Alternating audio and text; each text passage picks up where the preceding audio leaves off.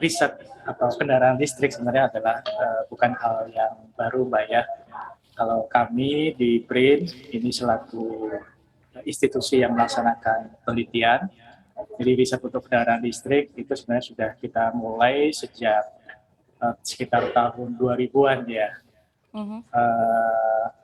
Nah, sehingga seperti kita ketahui bersama, pemerintah juga sudah mengeluarkan regulasi yaitu Perpres 55 2019 tentang percepatan kendaraan listrik. Dengan Perpres ini diharapkan bisa mendorong semua pihak untuk dapat melakukan percepatan ekosistem dari kendaraan listrik. Nah, investasi atau rencana investasi dari Tesla, demikian juga rencana dengan investasi yang sudah berjalan ya dari pabrikan otomotif lainnya ya di Indonesia, seperti dari Korea, dari Cina, ini diharapkan dapat mendorong upaya ekosistem kendaraan listrik yang bisa menjadi lebih baik ya. Ya kalau kita lihat dari sisi teknologi ya, terutama dari sisi teknologi, demikian juga dengan teknologi pendukung ya, seperti teknologi telekomunikasi dan infrastruktur pendukung lainnya, sehingga perkembangan kendaraan listrik ini bukan hanya sekedar kendaraan bertenaga listrik saja, tapi juga kita harapkan kita bisa siap ya dari sisi teknologi yang lainnya seperti fitur-fitur untuk menunjang dari sisi keselamatan, kenyamanan, dan sejenisnya.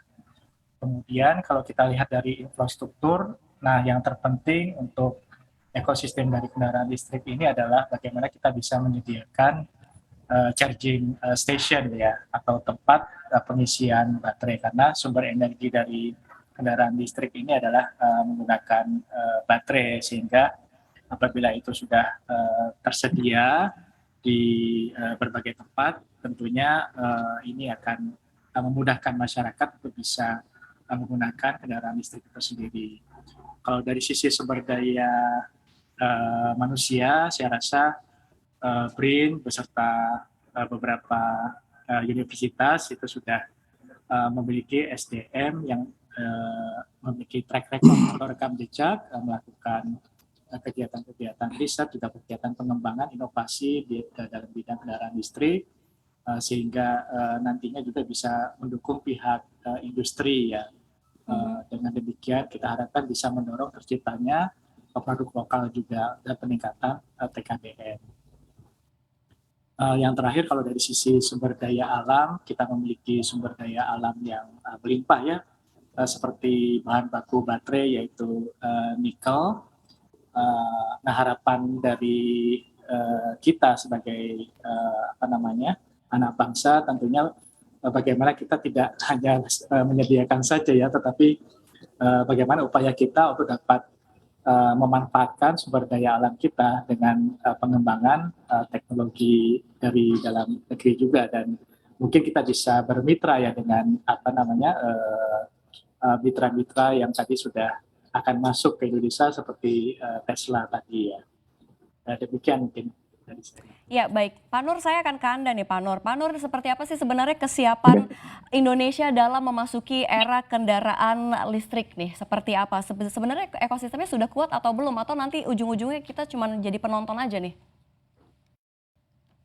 Ya, terima kasih Mbak Safira. Ini pertanyaannya cukup tajam ini.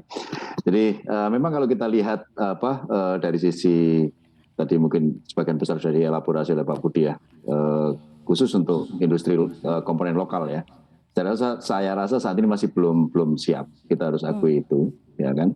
Nah, terkait dengan tadi misalnya ada Tesla, kemudian ada Hyundai dan yang lain-lain yang misalnya ingin masuk ke Indonesia, yang perlu kita waspadai sebenarnya adalah jangan sampai Indonesia hanya dijadikan pasar. Ini yang cukup menakutkan. Kalau Indonesia hanya dijadikan pasar, artinya apa? Artinya nanti Tesla akan investasi semua dari hulu sampai hilir menggunakan produk atau menggunakan komponen yang mereka datangkan dari Amerika misalnya. Sama dengan Hyundai misalnya, ya menggunakan produk atau komponen yang didatangkan dari Korea. Nah ini mungkin yang perlu kita carikan solusi bersama. Artinya apa? Dalam investasi yang ditarik masuk ke Indonesia, misalnya membangun pabrik dan seterusnya, jangan hanya menjadikan Indonesia sebagai pasar. Harus ada komitmen dari para investor ini untuk ikut mendevelop industri-industri komponen lokal, sehingga manfaat yang diberikan dari investasi itu menjadi lebih besar, bukan hanya mengambil uang dari Indonesia. Itu mungkin Mbak Safira dari saya, Mbak. Terima kasih.